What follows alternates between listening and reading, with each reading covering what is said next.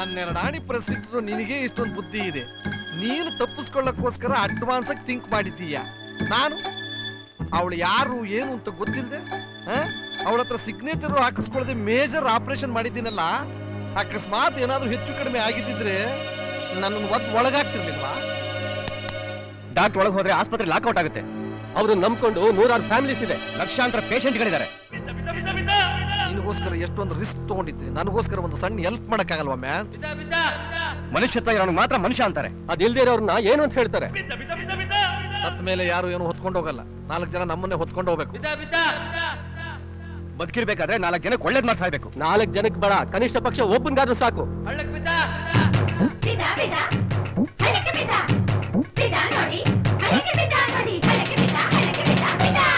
ತಮಾಷೆ ಮಾಡಕ್ ಒಂದ್ ಮಿತಿ ಬೇಡ. ಆ ಹುಡುಗಿ ಆಲ್ರೆಡಿ ಅಪ್ಸೆಟ್ ಆಗಿದ್ದಾಳೆ. No more argument. Amnesia patient ವಾಸಿ ಆಗೋದ್ರಲ್ಲಿ ಎಷ್ಟು % ಗ್ಯಾರಂಟಿ? 50% ಡಾಕ್ಟರ್. ಆಗದೇನೂ ಇರಬಹುದು. ಹೌದು, ಒಂದ್ ವೇಳೆ ಆಗದೆ ಹೋದ್ರೆ ಪಾಪ ಎಳೆ ಹುಡುಗಿ ಭವಿಷ್ಯ ಏನು ಅಂತ ಯಾರಾದ್ರೂ ಯೋಚನೆ ಮಾಡಿದ್ದೀರಾ? ಅದ್ ಸರಿ, ನಿನ್ ಗಂಡ ಇದ್ದಾನೆ ಅಂತ ಸುಳ್ಳು ಹೇಳಿದಿರಲ್ಲ, ಅವ್ನ್ ಎಲ್ಲಿಂದ ಕರ್ಕೊಂಡ್ ಬರ್ತೀರಾ? ಕರ್ಕೊಂಡ್ ಬರ್ತೀನಿ ಕಣೆ. ಯಾರನ್ನ? ಒಬ್ಬ ಆಪದ್ ಬಾಂಧವ ಇದಾನೆ.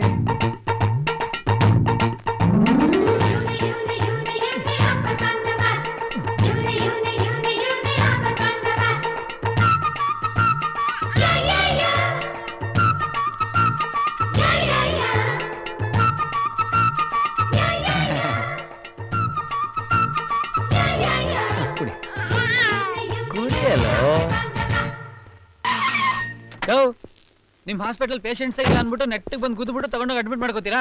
ಹಾಗೆಲ್ಲ ಡಾಕ್ಟರ್ ಇಮಿಡಿಯೇಟ್ ಕರ್ಕೊಂಡ್ ಹೇಳಿದ್ದಾರೆ. ಐ ಆಮ್ ಸಾರಿ ಡಾಕ್ಟರ್, ನನ್ನಿಂದ ಆಗೋದಿಲ್ಲ. ಹಾಗಂದ್ರೆ ಹಾಗೆ ಪ್ರೆಸ್ಸು 5 ಗಂಟೆಗೆ ಸರಿಯಾಗಿ ನಿನ್ ಗಂಡನ್ನ ಕರ್ಕೊಂಡ್ ಬಂದೇ ಬರ್ತೀನಿ ಅಂತ ಹೇಳ್ಬಿಟ್ಟಿದ್ದೀನಿ. ಅದಕ್ಕೆ ಅಂದೇಳಿ ನಾನೇ ಸಿಗ್ದೆ ನಿಮ್ಗೆ. ಮುನಿಸ್ಕೋಬೇಡಿ ಬ್ರದರ್, ನೀವ್ ಒಂಥರ ಮದ್ವೆ ಆಗಿರೋ ಬ್ಯಾಚಲರ್ ಇದ್ದ ಹಾಗೆ. ಮಗು ಬೇರೆ ಇದೆ.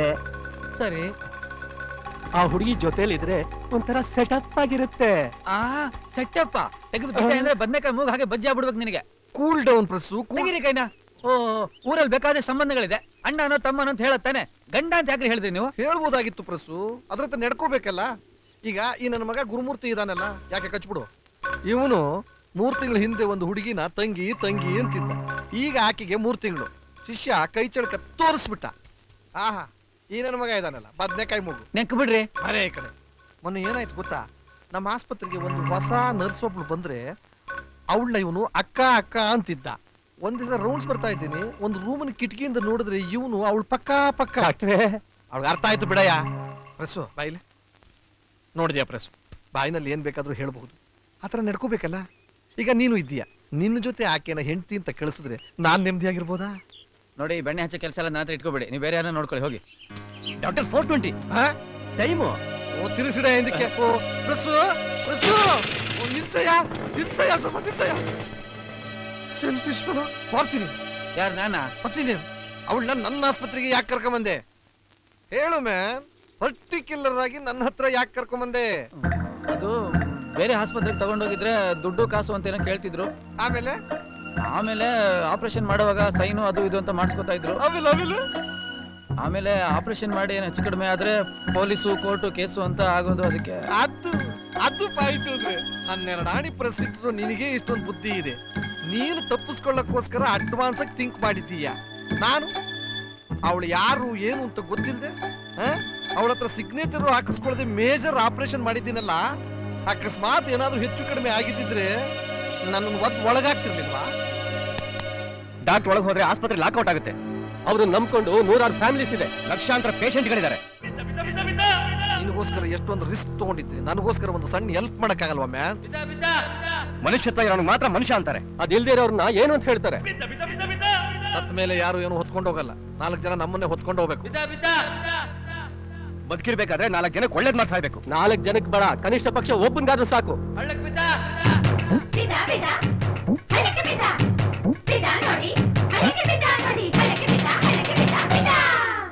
Stop it!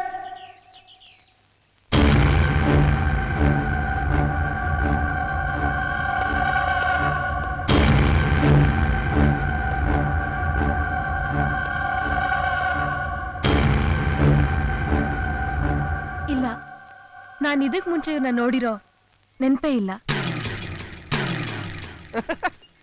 ಸ್ವಲ್ಪ ಬಾಯಿ ತೆಗಿಯಪ್ಪ. ಬಾಯಿಗೆ ಸಕ್ಕರೆ ಹಾಕ್ಬೇಕು. ಬಾಯಿನಲ್ಲಿ ಮಚ್ಚೆ ಇಟ್ಕೊಂಡಿದ್ಯಾನೆ ಲಲಿತಾ. ಇಲ್ಲಿಗೆ ಬರೋದಕ್ ಮುಂಚೆ ಇದೇ ಮಾತನ್ನ ಇವನು ಹೇಳದ್ನಮ್ಮ. ಡಾಕ್ಟ್ರೇ, ನನ್ನ ಹೆಂಡತಿಗೆ ಪ್ರಜ್ಞೆ ಬಂದ್ಮೇಲೆ ಮೊದಲನೇ ಸಲ ನೋಡ್ತಾ ಇದ್ದೀನಿ. ಹಳೇದು ಯಾವ್ದು ಅವಳಿಗೆ ಜ್ಞಾಪಕ ಇರೋದಿಲ್ಲ ಅಂತ ಹೇಳ್ಬಿಟ್ಟಿದ್ದೀರಾ.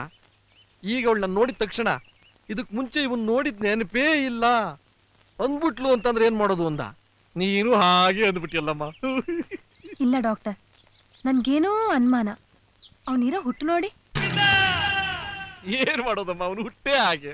ನಿಜವಾಗ್ಲೂ ನಾನು ಅವ್ರ ಹೆಂಡತಿ ಆಗಿದ್ದಿದ್ರೆ ನೋಡಿದ ತಕ್ಷಣ ಹತ್ರ ಬಂದ್ ತಪ್ಕೊಳ್ಬೇಕಾಗಿತ್ತಲ್ವಾ? ನಾನ್ ಬಿಟ್ಬಿಡ್ತೀನ. ಅವನ್ ತರನೇ ಇನ್ನೂ ಒಂದಿಬ್ರು ಬಂದು ತಪ್ಕೊಂಡ್ಬಿಟ್ರೆ ತಪ್ಕೊಂಡವ್ರ ಜೊತೆಲೆಲ್ಲ ನಿನ್ ಕಳ್ಸ್ಬಿಡಕ್ಕಾಗತ್ತಾ?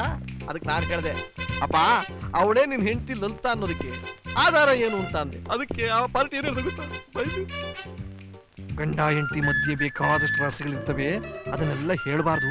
ಆದ್ರೂ ಹೇಳ್ತೀನಿ ಕೇಳಿ. ಅವಳ ತೊಡೆ ಮೇಲೆ ಸಾಸರ್ ಸೈಜ್ ಇಷ್ಟಲ್ಲ ಮಚ್ಚೆ ಇದೆ ಎಂದ.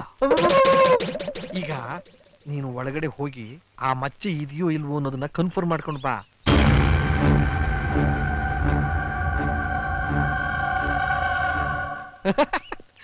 ಏನ್ ಪ್ರಸು ಯೋಚನೆ ಮಾಡ್ತಿದ್ದೀಯಾ? ನಾನು ಮೆಡಿಕಲ್ ಚೆಕಪ್ ಆಕೆ ಮಾಡೋವಾಗ್ಲೇ ಆ ಮಚ್ಚನ ಗಮನಿಸಿದ್ದೆ. ಅಯ್ಯೋ, ಸಮಯ ಬಂತು, ಉಪಯೋಗಿಸ್ಬಿಟ್ಟೆ. ವರ್ಕೌಟ್ ಆಗುತ್ತೆ. ಏನಮ್ಮ ಚೆಕ್ ಮಾಡಿದ್ಯಾ? ಇದೆಯಾ ಇಲ್ವಾ? ಒಂದ್ ವೇಳೆ ಇವನೇನಾದ್ರೂ ರೀಲ್ ಬಿಟ್ಟಿದ್ರೆ ಒದ್ದು ಜೈಲ್ಗೆ ಹಾಕ್ಸ್ಬಿಡ್ತೀನಿ. ಹೇಳು. ಇಲ್ಲ, ಅವ್ರು ಹೇಳಿದ್ದು ನಿಜ.